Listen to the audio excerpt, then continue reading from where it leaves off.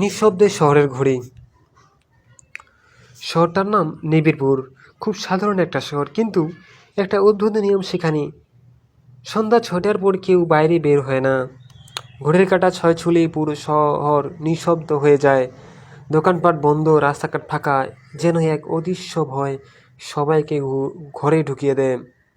এই শহরে একদিন চলে এলো স্যামজন। সে একজন ঘড়ি মেরামতের কারিগর। শহরের পুরনো এক দালালে সে একটি অদ্ভুত ঘড়ি দেখতে পেল।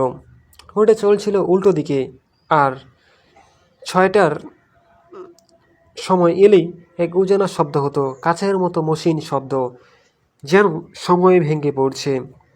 স্যামজন ঠিক করলো সন্ধ্যা ৬টার সময় ঘড়িটার পাশে থাকবে। শহরে নিষেধ অমান্য করে সে ঘড়ির দিকে তাকিয়ে থাকলো।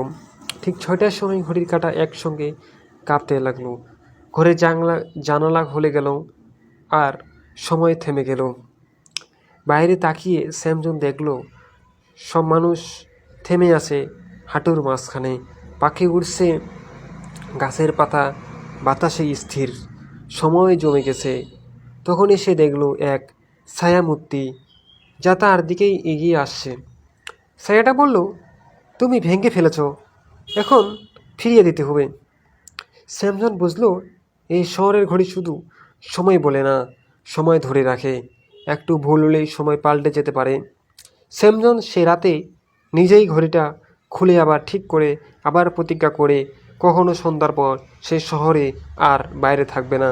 পরদিন শহরটা আবার আগের মতো স্বাভাবিক হয়ে যায়। কিন্তু স্যামজন জানে, সময় আসলে ঠিক স্বাভাবিক না, সেটা নিঃশব্দ নজর রাখে আমাদের উপর। ধন্যবাদ।